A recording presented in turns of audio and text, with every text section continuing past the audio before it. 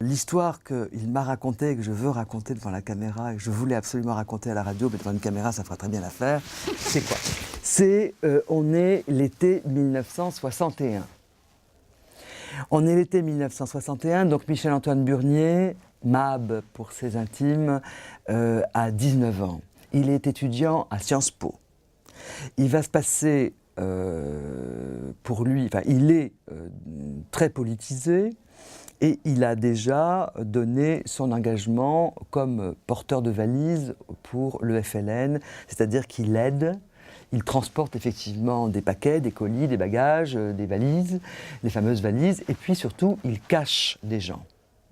Pendant l'été 61, Michel-Antoine, ça c'est l'histoire telle qu'il me l'a racontée, et je vais essayer d'être très fidèle à la façon dont il me l'a racontée. L'été 61, Michel-Antoine et son cousin Frédéric Bon, avec qui il a écrit après, garde l'appartement d'une tante qui est partie en vacances. Et donc c'est un appartement dans le 16e arrondissement où ils sont chargés d'arroser les plantes vertes. Évidemment, ils ont tout de suite déclaré à leur contact FLN, puisque le FLN fonctionne de façon clandestine, en triangle, donc ils ont chacun un contact et pas un autre.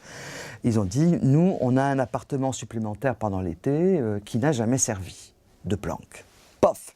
Là-dessus, ils sont contactés, Michel-Antoine est contacté par le FLN, par son contact FLN. Est-ce que vous pouvez garder quelqu'un, aller le chercher dans tel bar, à telle heure, tel jour? Michel-Antoine, bien sûr, j'y vais. Il va au bar, il récupère le type, il le ramène chez lui, enfin, chez la tante.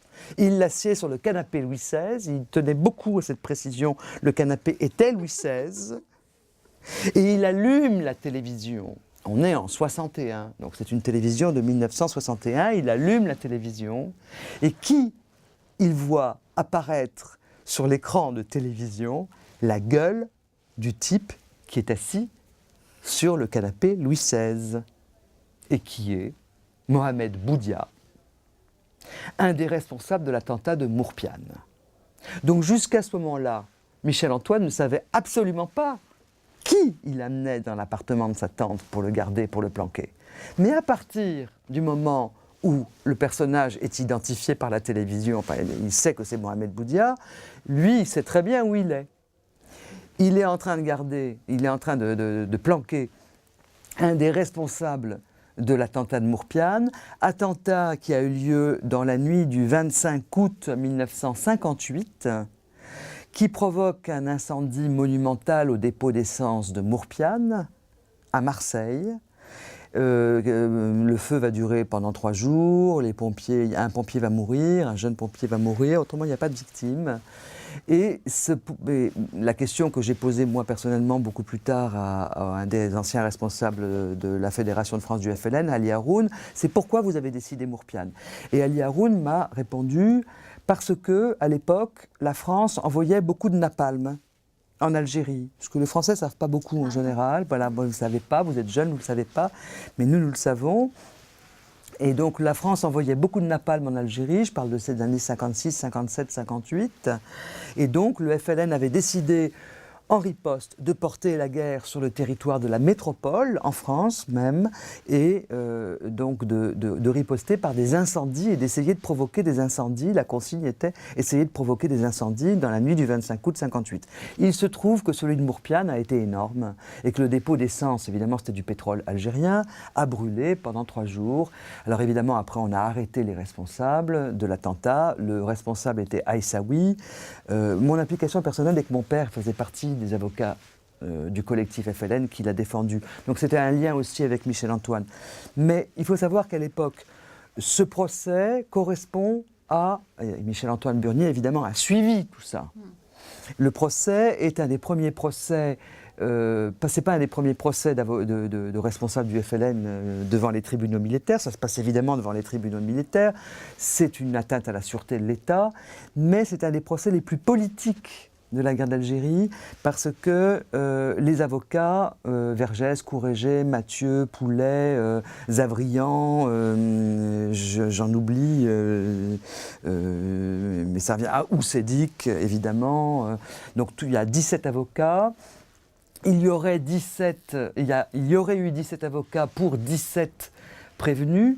Enfin pour 17 inculpés, pardon, mais il y a un inculpé Arash qui est mort sous la torture, et il y a un des avocats, Ould Daoudia, qui lui a été flingué dans son cabinet, liquidé, on lui a tiré à bout portant, il a été liquidé par une barbouze de la Main Rouge, qui est une officine en fait de la police française, directement sous les ordres de Matignon.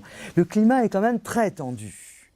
C'est moins compliqué. Le procès est reporté 3 fois parce que les avocats se battent sur des questions de procédure, c'est-à-dire sur quoi vous inculpez nos clients. Est-ce que c'est sur l'article numéro 48, antiterroriste, à peu près, ça correspond à peu près à ça, sur des articles particuliers, ou est-ce que c'est, nous disons que nos clients sont les soldats d'une armée étrangère qui se bat pour la libération de son pays occupé par la France. Donc les tribunaux, le tribunal militaire que vous avez réuni pour nos clients ne correspond pas à leur grade. Nos clients sont lieutenants dans l'armée étrangère, dans cette armée algérienne, dans la LN, donc il faut qu'ils soient jugés par des officiers. Donc comme ça, en se battant sur des questions de procédure, les avocats, qui sont donc 16 et non pas 17, vont pouvoir faire reculer l'échéance de la condamnation à mort, qui est quand même assez inévitable. Donc, lorsque Mohamed Boudia s'évade de la prison pas de Fresnes, mais de Angers, je crois, il a déjà été condamné à mort, on est en 61, il a déjà été condamné à mort, il attend son exécution, mais les exécutions ont été suspendues. Donc Burnier, il sait très bien qu'il cache un type qui a été condamné à mort pour avoir mis le feu au dépôt d'essence de Mourpiane, avec Aïssaoui et d'autres, ils ont été condamnés à mort, avec Méziane Chérif. Et c'est les 3 responsables. Aïssaoui au top, Méziane Chérif, qui après a été consul, ministre, etc. Et Mohamed Boudia, qui était responsable de l'organisation pour le centre-ville, qui a recruté les gens, qui a trouvé les voitures, enfin des choses comme ça.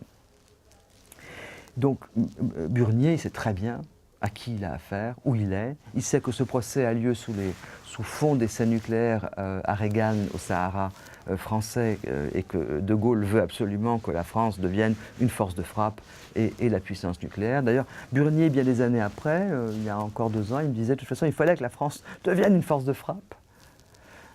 Et une force de frappe, il fallait que la France ait le nucléaire. C'était très curieux parce que...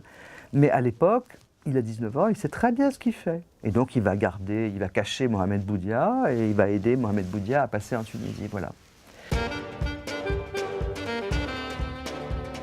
Le journaliste de Gonzo, c'était aussi Tom Wolfe qui vient de sortir un livre sur Miami là, et que j'ai interviewé pour Actuel d'ailleurs, plutôt 2 ou 3 fois qu'une, et qui était quand même un dandy insupportable, et qui allait fricoter avec les freaks les plus invraisemblables du sud de la Californie, fumeurs de pétards, et du coup le contact entre les deux était formidable. C'est-à-dire que pour en finir avec ce nouveau journalisme, c'est que c'est pas le mec qui parle mieux le mandarin qui est le mieux habilité à couvrir la Chine aujourd'hui, c'est le type qui a une certaine distance par rapport aux événements pour pouvoir les raconter avec un minimum de candeur. C'est un peu candide aussi, cette idée du récit.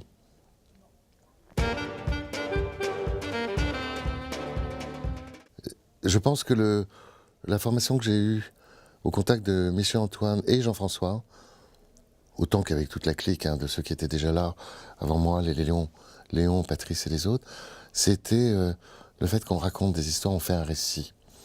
Et moi, j'avais été formaté comme journaliste, et d'un seul coup, j'étais plus journaliste, ou pas autant que je l'étais, plutôt que quelqu'un qui raconte une histoire. Donc, un récit. Et jusqu'à aujourd'hui, je ne sais plus faire autrement. C'est que ça m'a vraiment mis dans la tête qu'il n'y avait pas... il faut prendre le lecteur par la main, comme on dit, mais plus que ça, il y a un début, une fin avec une narration qui est plus proche du romanesque, au fond, même si on s'appuie sur les faits de la réalité, mais on doit raconter une histoire. Alors ça a joué des tours un petit peu actuels, parce qu'ils étaient, fut un temps, un peu accusés de bidonnage. Je ne voudrais pas le dire maintenant, parce que c'est pas le moment, mais un petit peu, on le dit rapidement quand même. Mais, donc les faits, oui, mais comment sur ces faits tu racontes une histoire?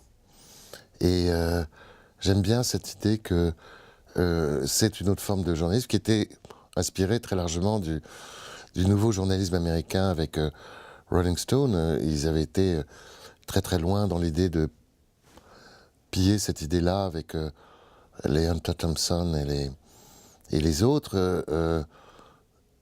Et puis un peu Life aussi, qui racontait des grandes histoires du genre.